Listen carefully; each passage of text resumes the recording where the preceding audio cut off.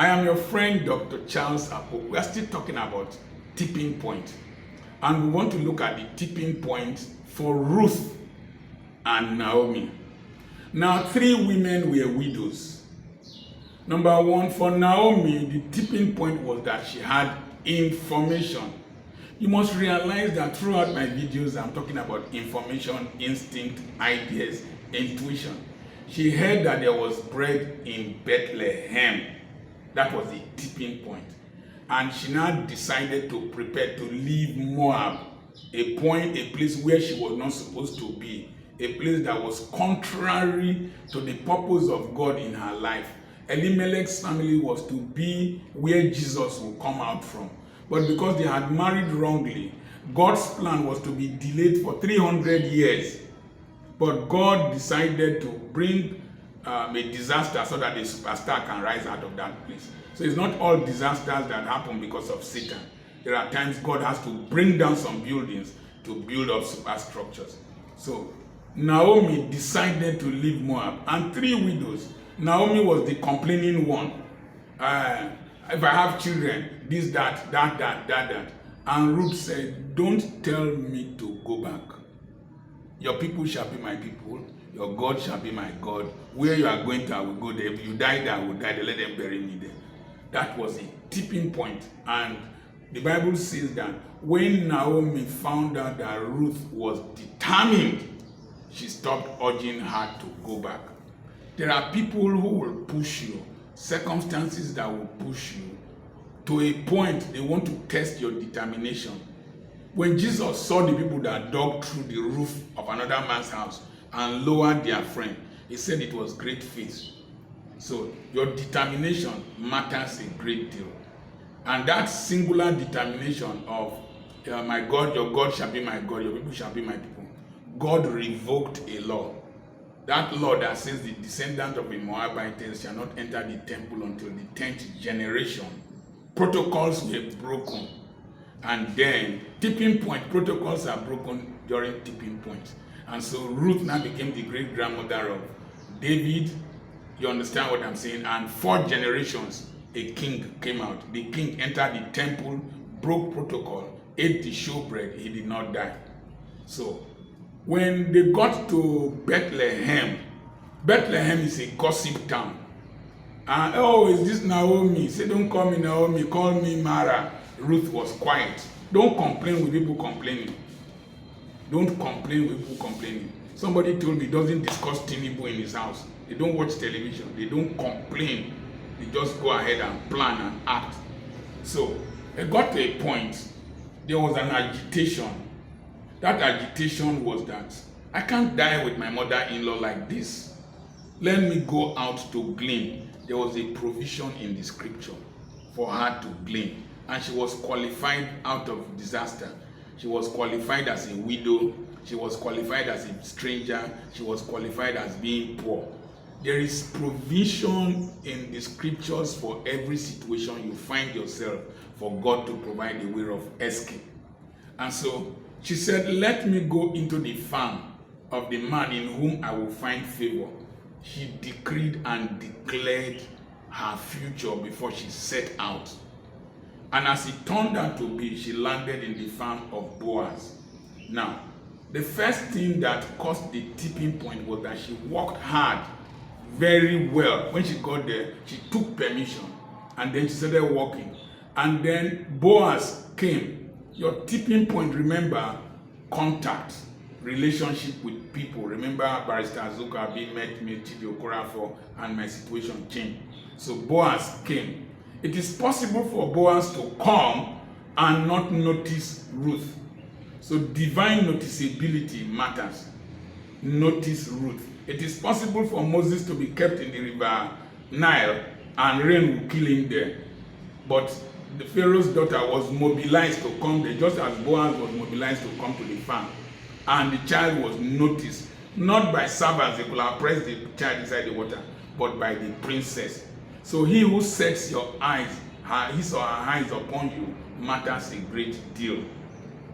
And so the enquiries was made about Ruth, and a spokesman appeared to speak for her. her. There has to be somebody in the king's palace, a Ziba, that will know where Mephibosheth is located in Lodibar. If not, David can have an intention to bless a descendant of Saul, and there is no Ziba to speak to know where a person is in Lodibar. A lot of the invitations and recommendations I've had recommendations based on people who have heard me before, who knew me before, that I don't know personally. So you need recommendation. You need commendation and recommendation. You need people who are connected to the palace to recommend you. And so that you need spokespeople on your behalf. Your prayer that God, let somebody speak well on my behalf. And so the foreman started speaking on behalf of Ruth. She has been working hard since morning. Recommendation, reputation. She has been working hard since morning. She only rested for a while. That is very important, because for Boaz to marry Ruth, he will need a hard-working woman. And then when that recommendation was made, the things that Ruth did before meeting Boaz spoke on her behalf. So somebody is watching you. Somebody is listening to you. Somebody is speaking about you somewhere. Let it be that somebody is speaking something good concerning you. And he said, I've heard of the things you did concerning your mother-in-law, and that you did not run after the young men in the village. It was not the second day that they came to Bethlehem that she went to the farm. It must have taken some time. Their savings must have depleted. So young men must have been speaking to Ruth, wanting to take advantage of her widowhood, of being a stranger and being poor. And she has been resisting them, and the tale had gone into the town. That girl, she's different. You don't play near her. That Naomi's daughter-in-law, she's very strict, she's very decent, she's very that. So what reputation are you building? There's something called halo effect in psychology. People will always react to you based on what they have known about you or your previous behavior.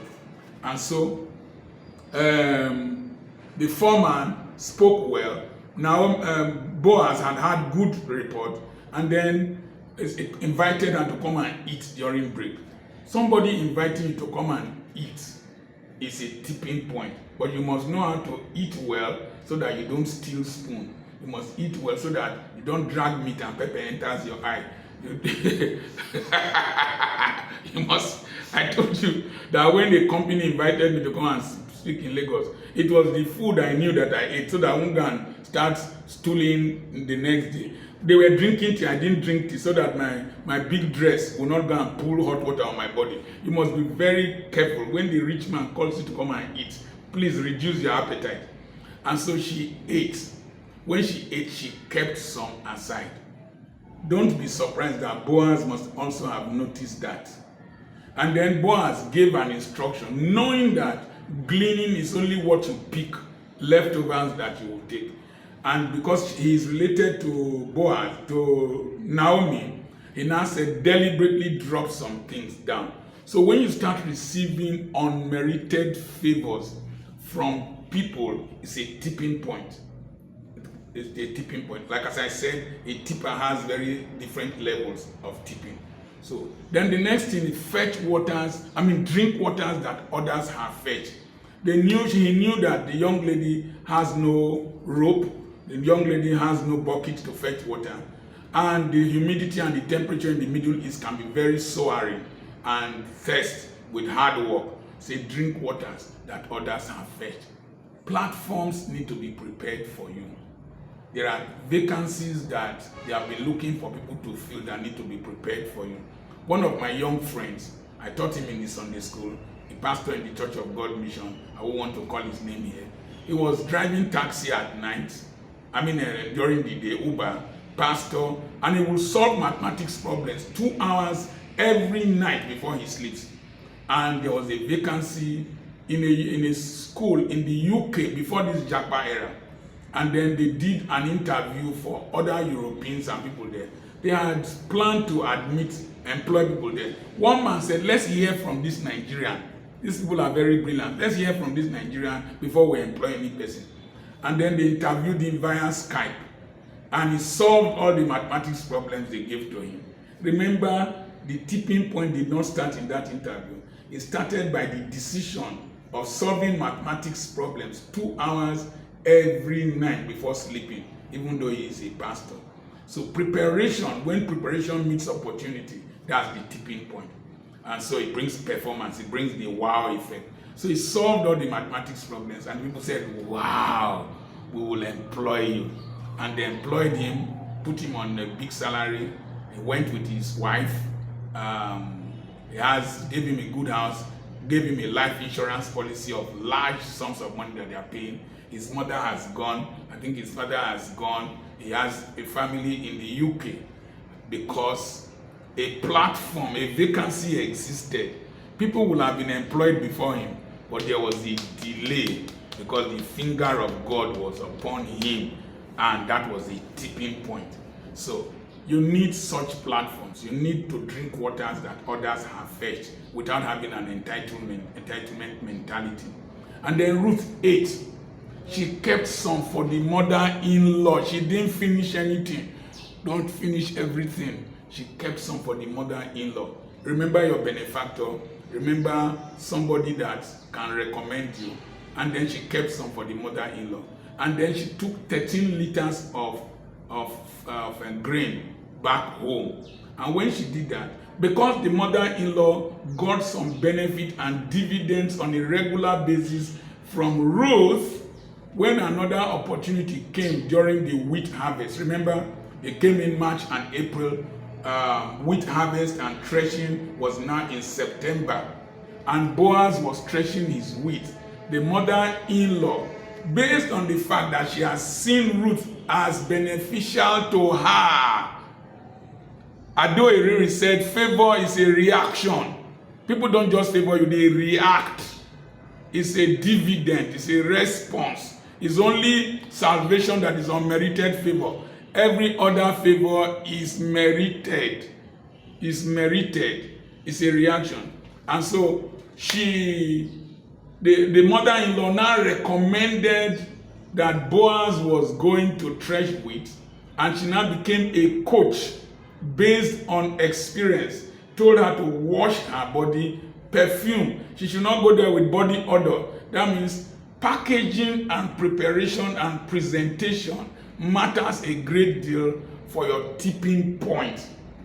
You can't go with the farm clothes of Moab to go and even Joseph shaved his beard, because Egyptians do not like bearded people before Ataturk conquered Egypt. So he had to shave his beard. He had to prepare himself to appear in the palace before the king. Don't behave the way you used to behave in a new opportunity and think you will get. Most people who are poor, they don't know how to manage opportunities, manage new relationships, manage elevatory leverages. I hope I'm speaking well. Elevatory leverages. They don't know how to relate with greatness. That is this problem with poverty. And when you take stones, as I was sharing with my sister, when you take stones and put them in a glass container and shake them, the small stones will settle at the bottom. Turn it upside down, the small stones will still settle at the bottom. Don't feel angry when people cannot relate with you.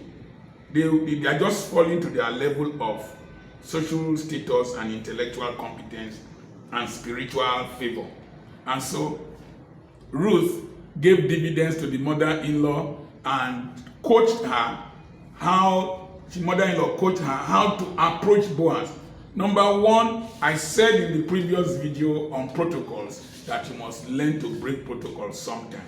This time it was the woman that was approaching the man for marriage, but she followed strict instructions. So Boaz himself will know that this is not a cheap girl.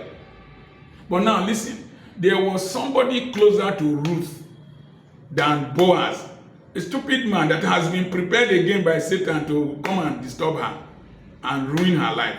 But God broke protocol, pushed him aside, and it was Boaz that married Ruth. And from there, David came out. And so Jesus Christ came out. If you come from a background that is not of the best, life has injured you, you have had challenges, these things have enumerated, put them into practice. Go back through this video, write down things and pray with them, and you will see that a tipping point will come. I remain your friend, Dr. Charles Apoki. Like this video, share it, subscribe to my channel, send a message on WhatsApp to me on +234 7052136763 for the following reasons. Number one, I have real estate for sale. Number two, you join my WhatsApp mentorship group. Number three, there is a seminar you must not miss. It's coming up on the 1st of May. We did one on the 1st of April. It was awesome. 1st of May. People have booked from 3 continents in the first 24 hours.